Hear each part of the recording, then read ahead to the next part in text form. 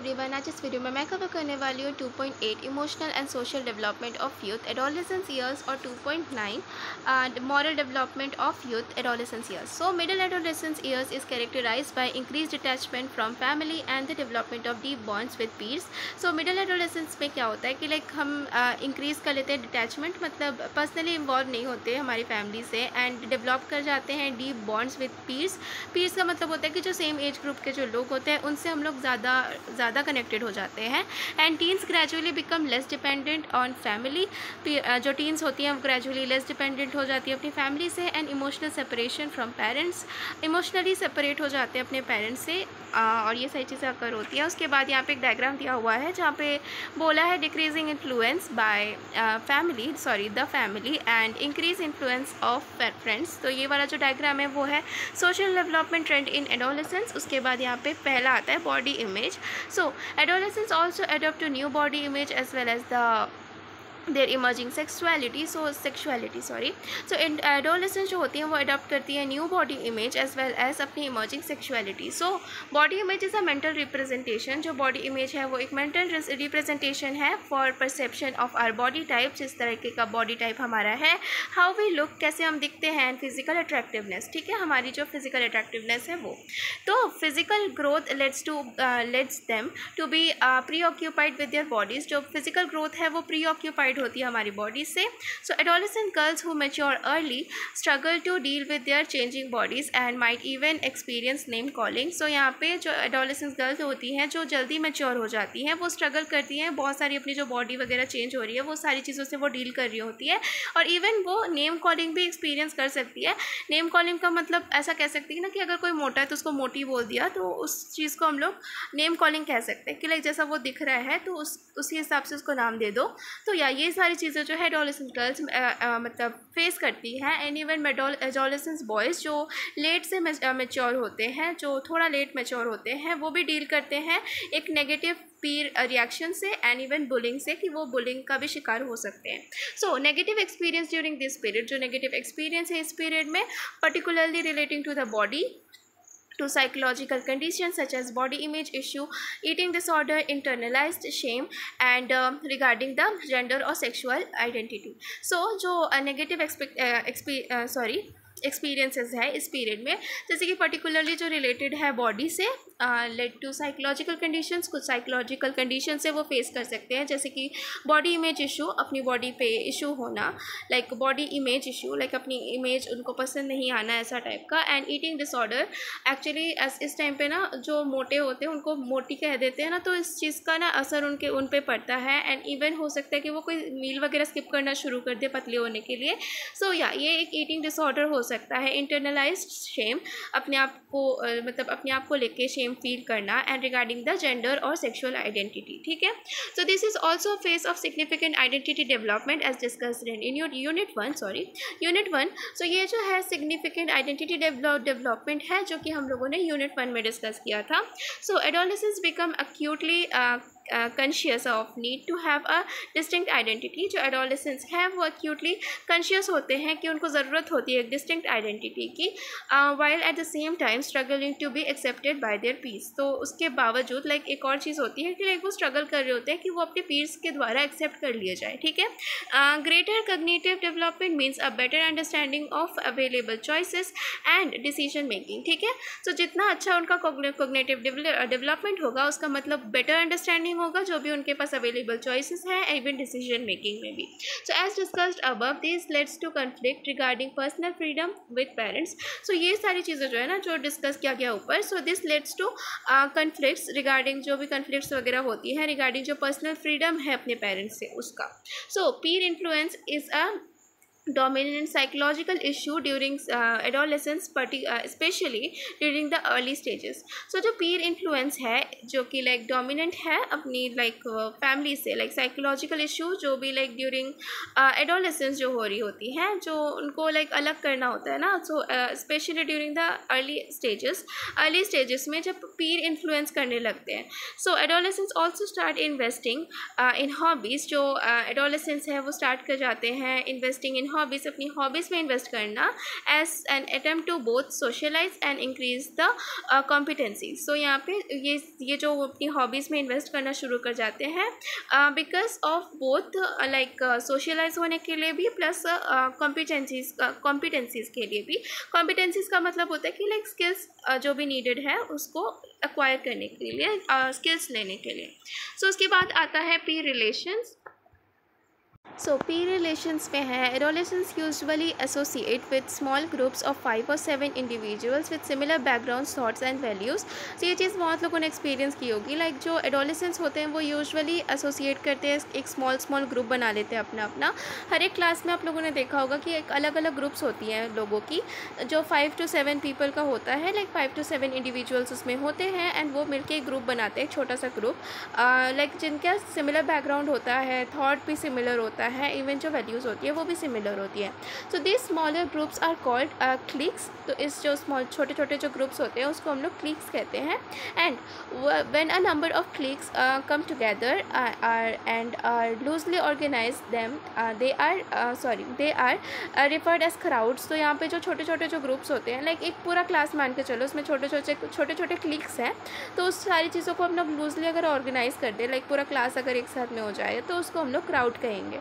So this small and large group provide individuals with emotional support and security through out this phase of development. तो ये जो छोटे और बड़े जो ग्रुप होते हैं जो हमें लाइक प्रोवाइड करते हैं इंडिविजुअल्स को एक इमोशनल सपोर्ट प्रोवाइड करते हैं एंड सिक्योरिटी प्रोवाइड करते हैं through out this development stage. जो भी लाइक ये फेस हो रहा होता है, जो डेवलपमेंट का फेस होता है, उसको support, emotional support plus security देते हैं।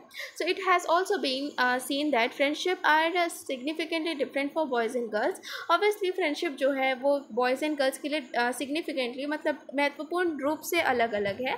So while the former come together, जो बॉयज़ हैं वो साथ में होते हैं फॉर इवेंट्स एंड एक्टिविटीज़ के लिए, for instance a game of football या मोस्टली गेम वगैरह के लिए वो लोग साथ में होते हैं। And girls come together to share experience, अपने एक्सपीरियंस शेयर करने के लिए गर्ल्स मतलब एक साथ होती हैं।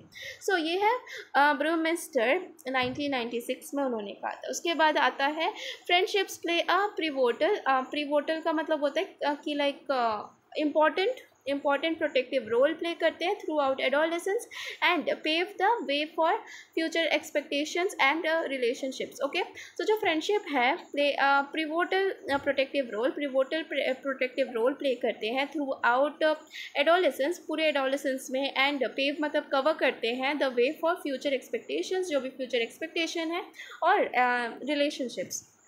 ठीक है। Another form of relating to the peer, एक और फॉर्म है जो रिलेट करती है पीर से, is through dating and romantic relationship. Dating और रोमांटिक रिलेशनशिप से which is provided differently, perceived differently across cultures. ठीक है। सो हर एक कल्चर में इस चीज़ को अलग अलग तरीके से देखा जाता है। प्रिसीव का मतलब ना महसूस करना, इन द सेंस कि लाइक महसूस किया जाता है डिफरेंटली अक्रॉस द कल्चर्स, या फिर मानते हैं, महसूस करते हैं, it's more appropriate. So some western cultures have a transparent encouraging atmosphere towards such relationship. So western का अगर देखें तो वो ट्रांसपेरेंट है इस चीज़ को लेके, एंड एनकरेजिंग एटमॉस्फेयर है उनके पास, लाइक टुवर्ड्स सच रिलेशनशिप, इस टाइप के रिलेशनशिप को लेके। And eastern cultures on the other hand are perceived to be hostile का मतलब हम कह सकते हैं कि लाइक विरोधी है इस टाइप के चीज़ों से टुवर्ड्स देम। सो इस टाइप की जो रिलेशनशिप है उस चीज़ से जो ईस्टर्न कल्चर है वो थोड़ा सा हॉस्टाइल है। So this phenomena is however very different for individuals who do not belong to heterosexual majority. So ये जो फिनोमेना है हाउएवर बहुत ज़्यादा अलग है उस इंडिविजुअल के लिए जो कि हेट्रोसेक्सुअल मेजॉरिटी से बिलोंग नहीं करते हैं। लाइक क्या, जो हेट्रोसेक्सुअल होते हैं उसका मतलब कि वो अट्रैक्ट होते हैं अपोजिट सेक्स से, बट लाइक जो हेट्रोसेक्सुअल नहीं होते हैं उनकी बात हो रही है यहाँ पे कि वो बहुत ज़्यादा फेस करते हैं लाइफ में। So sexual minorities are grappled. यहाँ पे ग्रैपलिंग का मतलब होता है कि जूझ रहे होते हैं। जो सेक्सुअल माइनॉरिटीज़ होती हैं वो जूझ रही होती है with the reality of their respective sexuality. तो वो अपनी जो रिस्पेक्टिव सेक्सुअलिटी है उस चीज़ को लेके काफ़ी सारा लाइक प्रॉब्लम को फेस कर रहे होते हैं। जो ट्रांसजेंडर इंडिविजुअल्स होते हैं आर फेस विथ हॉस्टिलिटी, मतलब विरोधी, और डिसडेन का मतलब होता है तिरस्कार से वो लोग गुजर रहे होते हैं for their wrongly growing bodies, not wrongly, it's like differently growing bodies, जो लाइक मेजॉरिटी पीपल के पास ऐसा नहीं है, but they are little different from us. So या ये जो रॉन्गली ग्रोइंग या फिर डिफरेंटली ग्रोइंग बॉडीज़ की वजह से काफ़ी ज़्यादा प्रॉब्लम में मतलब प्रॉब्लम को फेस कर रहे होते हैं। So dating for such individual is either an attempt to renounce their inner identities। तो यहाँ पे हम ये चीज़ देख सकते हैं कि हमारे लिए ही डेटिंग इस कितना बड़ी बात है, लाइक अगर कोई डेट कर रहा होता है तो उसके लिए कितनी बड़ी वाली प्रॉब्लम की बात है, बट यहाँ पे तो लाइक एक अनदर पर्सन, एक अनदर चीज़ है जो कि लाइक नॉर्मल से थोड़ा सा अलग है। सो ये चीज़ अभी फेमिलियर हो रहा है सबसे, अभी थोड़ा कम मानते हैं लोग ये सब, बट या इनके लिए थोड़ा सा डिफ़िकल्ट है। And for example when LGBT, यहाँ पे LGBT का मतलब होता है कि लेस्बियन, गे और bisexual and transgender. So LGBT का फुल फॉर्म याद रखना पड़ेगा। और उसके बाद आता है कि ये सारे जो इंडिविजुअल्स होते हैं ट्राई डेटिंग इन अ हेट्रोनॉर्मेटिव फैशन। सो ये जो लोग होते हैं ना वो भी हेट्रोनॉर्मेटिव फैशन में ही डेट कर लेते हैं, बिकॉज वो अपनी आइडेंटिटी को बाहर नहीं निकालना चाहते। और अब fearful जर्नी इन रिस्क, तो एक रिस्क वाला जो एक fearful सा जर्नी वो करते हैं, exploring themselves for radical and bullying. So यहाँ पे रेडिकल का मतलब होता है कि लाइक उपहास और बुलिंग से बचने के लिए ऐसा करते हैं शायद, और या फिर ऐसा कर भी लेते हैं तो वो इन सारी चीज़ों से लाइक बुलिंग एंड रेडिकल से वो गुजरते हैं। सो पेरेंट चाइल्ड रिलेशन, यहाँ पे पेरेंट चाइल्ड रिलेशन का दिया हुआ है कि as mentioned above adolescence is a phase of individual seeking emotional separation from their parents while their cognitive ability make them more argumentative. So यहाँ पे जैसे मेंशन किया गया ऊपर में कि लाइक जो एडोलेसेंस है वो एक ऐसा फेज़ है ऑफ इंडिविजुअल जो सीख करता है, लाइक मांगता है इमोशनल सेपरेशन अपने पेरेंट्स से, वाइल देयर कॉग्निटिव एबिलिटीज़, जो उनकी कॉग्निटिव एबिलिटीज़ होती हैं, मेक देम मोर आर्ग्यूमेंटेटिव। सो ये सारी चीज़ें जो हैं उसको उनको और आर्ग्यूमेंटेटिव बना देता है। सो दिस पुट्स द ऑन्स, यहाँ पे ऑन्स का मतलब होता है कि लाइक भार बना देता है पेरेंट्स के ऊपर, कि भार हो जाता है पेरेंट्स के ऊपर कि लाइक उनको बैलेंस बनाना है हैंड होल्डिंग और गिविंग फ्रीडम में, क्योंकि उनको हाथ पकड़ के रखना है कि लाइक उनको फ्रीडम देना है, उसके बीच में बैलेंस बनाना पड़ता है क्योंकि उनको फिर फ्रीडम भी चाहिए। So parents invest greatly in the child's early development, जो पेरेंट्स होते हैं वो बहुत ज़्यादा इन्वेस्ट करते हैं अपने चाइल्ड के अर्ली डेवलपमेंट के लिए, and help the formation of की हैबिट्स, और हेल्प भी करते हैं फॉर्मेशन ऑफ की हैबिट्स एंड वैल्यूज़। तो जो भी फॉर्मेशन ऑफ की हैबिट्स है उनके अंदर हैबिट्स और वैल्यूज़ डालते हैं, ठीक है। So this at this phase however they are required to acknowledge their child's identity and start moderating the level of control they exercise. Okay, so ये जो फेज़ है कि लाइक वो अक्वायर करते हैं, लाइक एक्नॉलेज अपने चाइल्ड के identity को लेके, लाइक एक्नॉलेज करते हैं, रिक्वायर टू एक्नॉलेज, ज़रूरत है एक्नॉलेज करने की, एंड स्टार्ट मॉडरेट करना स्टार्ट करना चाहिए the level of control the exercise, जितना लेवल ऑफ कंट्रोल वो एक्सरसाइज करते हैं। So based on the dimension of control and demandingness, जो भी like dimension of control and demandingness है, एक सेकेंड, यहाँ पे एक डायग्राम भी दिया हुआ है, ओके देखते हैं, रुको। सो यहाँ पे आता है कि रिस्पॉन्सिवनेस, जो भी डिमांडिंगनेस है या फिर रिस्पॉन्सिवनेस है, जो ब्रूमराइड, सॉरी मैं जो भी प्रोनाउंस कर रही हूँ, पर ब्रूमराइड जो है 1991 has classified 4 types of parenting style. 4 type of parenting style यहाँ पे दिया हुआ है कि लाइक एक है परमिसिव, एक है अथॉरिटेटिव, एक है अनइन्वॉल्व एंड एक है अथॉरिटेरियन, ठीक है। तो ये 4 स्टेज उन्होंने दिया हुआ है। Adolescence struggle to establish themselves as independent thinkers, जो एडोलेसेंस से स्ट्रगल करते हैं, अपने आप को स्टैब्लिश करना चाहते हैं as a independent thinker, independently वो सोच सके, who are worthy of respect while still wanting to be loved and cherished like a child, ठीक है। सो यहाँ पे वो एक मतलब वर्दी रिस्पेक्ट, मतलब who are worthy of respect के वर्दी होते हैं, while still want to be loved and cherish, like मतलब उनको रिस्पेक्ट भी चाहिए प्लस प्यार भी चाहिए, एंड जो चेरिश मतलब पोषण भी चाहिए एज अ चाइल्ड, बच्चे की तरह। Hence it is hence it is crucial that we understand the different parenting style and the need for using an effective parenting style with the adolescents। ठीक है, सो यहाँ पे आता है कि लाइक ये क्रूशियल मतलब इम्पॉर्टेंट है ये चीज़ को समझना कि लाइक पेरेंटिंग स्टाइल जो है, जो ज़रूरत है यूज़ करना, जो इफेक्टिव पेरेंटिंग स्टाइल है उसको यूज़ करना ज़रूरी है, ये सारी चीज़ें समझ के विद एडोलेसेंस के साथ में। ठीक है, किस टाइप ऑफ पेरेंटिंग स्टाइल आपको यूज़ करना चाहिए। As Pir acceptance is a strong need in adolescence, जो पीर एक्सेप्टेंस है वो बहुत ज़्यादा ज़रूरी है एडोलेसेंस के लिए कि लाइक नीड है। So it also result in acquiring unhealthy behaviour. तो ये जो चीज़ है, ये सारी चीज़ों की वजह से एक लाइक रिज़ल्ट ऐसा भी हो सकता है कि लाइक वो एक्वायर कर जाए अनहेल्दी बिहेवियर, जैसे कि smoking, alcohol consumption, using drugs and engage in irresponsible sexual activities. ये सारी चीज़ों में वो मतलब इन सारी अनहेल्दी बिहेवियर्स को वो ले।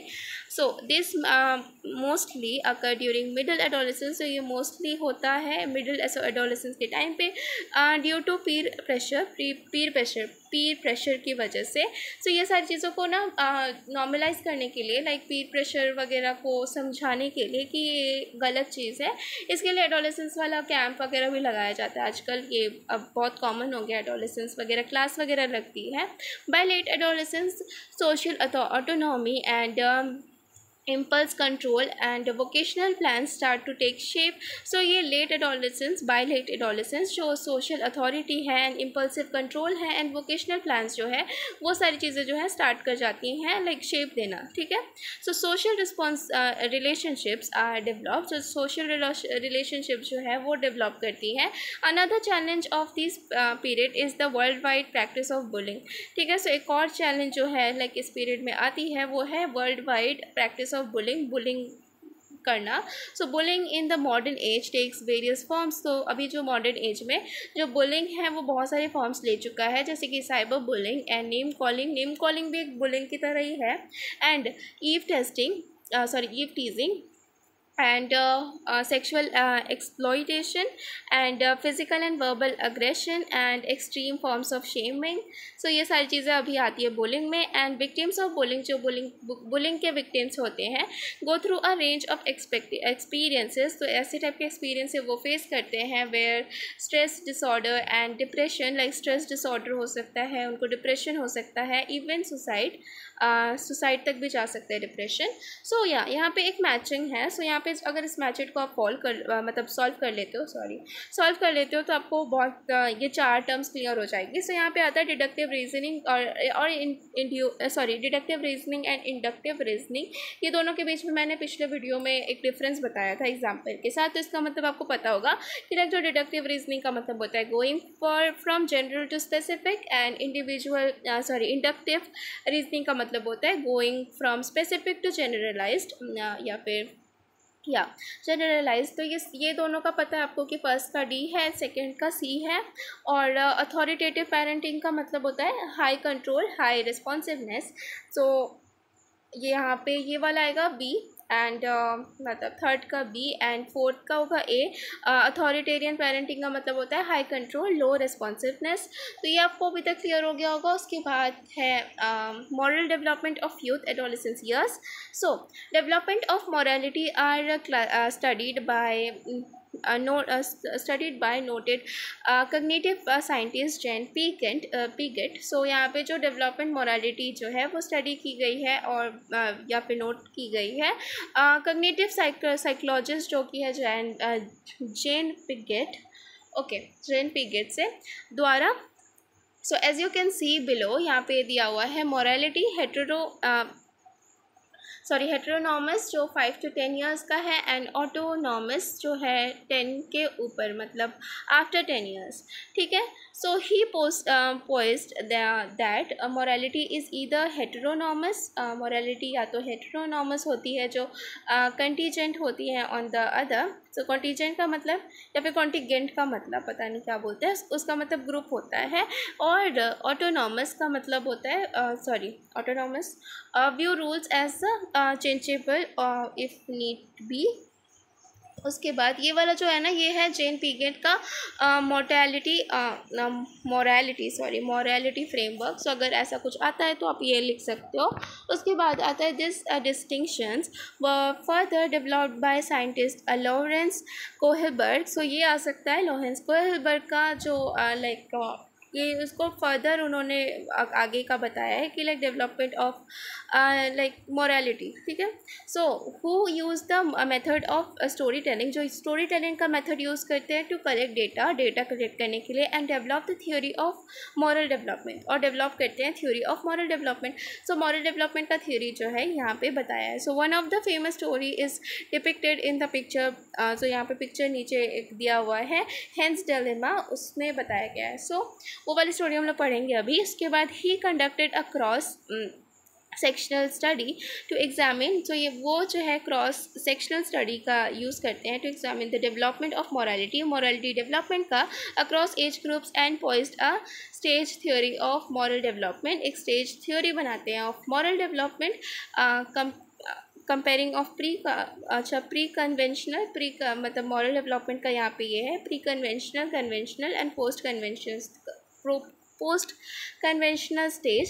सो these stages are depicted in figure. So नीचे एक और फिगर दिया हुआ है, उसमें बताया गया है। तो यहाँ पे हम लोग ये हेंस डिलेमा मैं बता देती हूँ बिना रीड किए कि लाइक जो हेंस की वाइफ होती है वो लाइक डेथ बेड में पड़ी होती है, बिकॉज अब उसकी डेथ होने वाली होती है।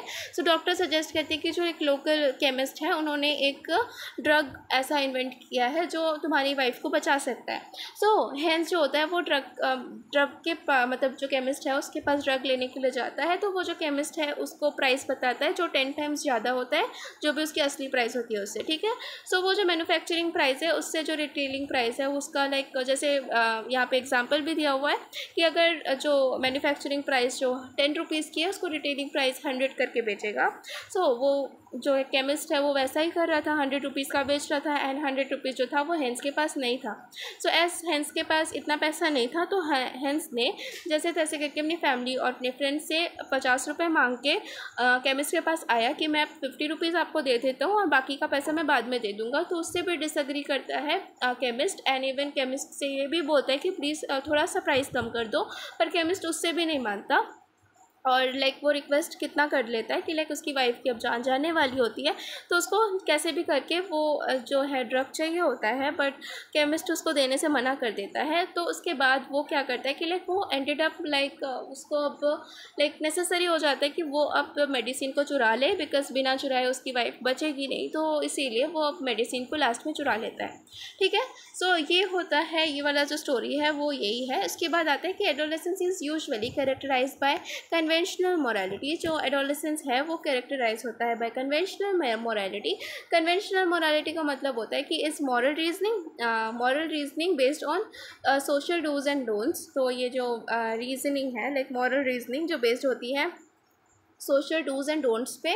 सो individuals initially adopt moral behaviour. So individual जो है वो इनिशियली अडॉप्ट करते हैं moral behaviour to be perceived as good, जो कि परसीव की जाती है as good people in the eyes of others, दूसरों की नज़रों में, and conformity in order to maintain social relationship, जो कि लाइक मेंटेन करे social responsibility and later evolve करे this to a general stance of upholding laws as a symbol of good morality, ठीक है। सो लेटर ये जो चीज़ है लाइक किस चीज़ को लाइक अपहोल्ड करे law as a symbol of good morality, मतलब लॉ एंड ऑर्डर पे, to maintain social order. So मैं ये वाला चीज़ अगर अभी आपको नहीं समझ में आया ना, इट्स ओके, बिकॉज थोड़ी देर बाद ना क्वेश्चंस दिया हुआ है, उसका आंसर अगर आप पढ़ लोगे ना तो आपको ये वाला चीज़ प्रॉपरली क्लियर हो जाएगा।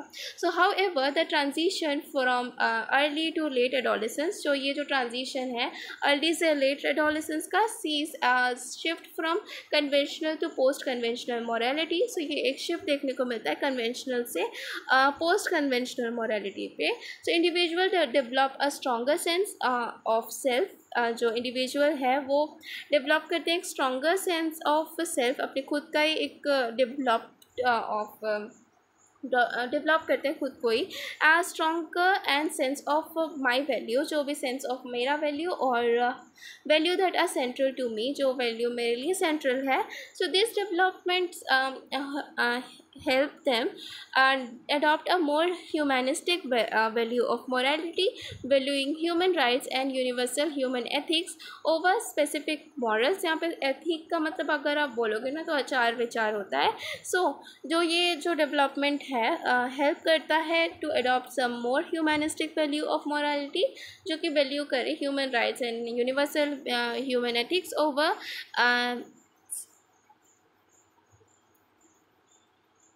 Systematic rules. ओके, सो यहाँ पे आता है कि ना तीन चीज़ दी हुई है, preconventional morality, conventional morality and postconventional morality. So यहाँ पे प्री कन्वेंशनल मोरालिटी में ओबीडियंस, और यहाँ पे अच्छे से टाइप नहीं हुआ है, obedience and punishment orientation and individualism and exchange, जो कि प्री कन्वेंशनल मोरालिटी का है. And good interpersonal relationship and maintaining social order, जो कि कन्वेंशनल मोरालिटी है. And social construct, okay, social construct and individual rights और यूनिवर्सल प्रैक्टिसेस, जो कि है पोस्ट कन्वेंशनल मोरालिटी. सो ये है कोलबर्ग का moral and morality, sorry model of morality.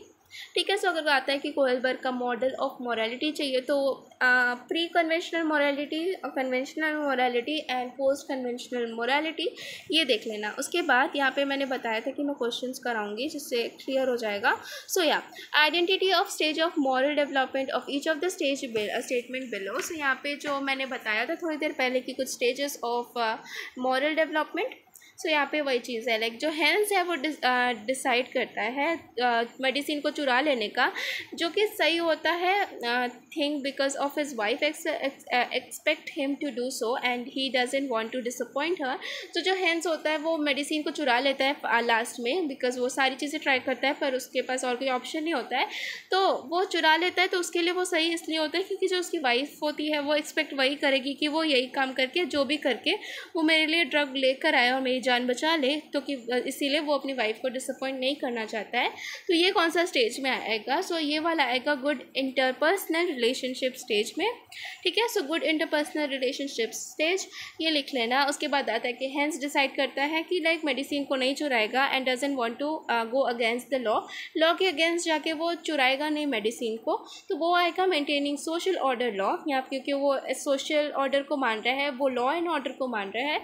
So यहाँ पे आएगा maintaining social order law, sorry stage, again maintaining social order stage. उसके बाद आता है कि Heinz decide not to steal the medicine. Heinz जो है वो डिसाइड करता है कि वो मेडिसिन नहीं चुराएगा क्योंकि वो अपने जो लाइक थीव नहीं कहलाना चाहता बाय अपनी फैमिली और फ्रेंड्स से, तो इसलिए वो होगा गुड इंटरपर्सनल रिलेशनशिप स्टेज, वो भी एक गुड इंटरपर्सनल रिलेशनशिप स्टेज है. उसके बाद आएगा Heinz decide to steal the medicine but also go to the prison for the sale. तो ये अगेन यहाँ पे sorry for the crime. So यहाँ पे मेडिसिन चुराने की वजह से वो मतलब बाद में वो प्रिजन में जाएगा, जेल में जाएगा, ये क्राइम करने की वजह से. ठीक है. सो ये अगेन आ जाएगा मेंटेनिंग सोशल ऑर्डर स्टेज, क्योंकि अगेन ये लॉ एंड ऑर्डर को मान रहा है. तो या ठीक है. अब आप लोगों को समझ में आ गया होगा कि गुड पर्सनल रिलेशनशिप क्या है, सॉरी गुड इंटरपर्सनल रिलेशनशिप क्या है and maintaining social order stage क्या है. सो या thank you so much for watching. अगर आप लोगों को और भी वीडियोस चाहिए तो आपको कल का वेट करो, मैं कल 2 और मतलब कंप्लीट करवाऊंगी. Developmental aspect of youth early adulthood years, ये मैं कल कराऊंगी. So thank you so much for watching. Bye bye.